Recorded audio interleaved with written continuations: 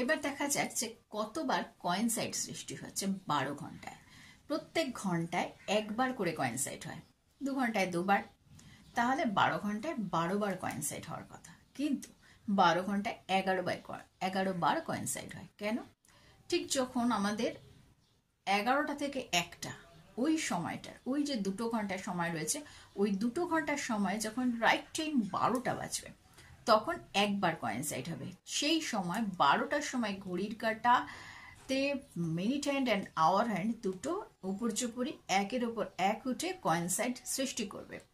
ওখানে আমাদের একটা বার কয়েনসাইড কমে যাচ্ছে, সেই জন্য আমাদের একবার কয়েনসাইড মাইনাস থাকছে।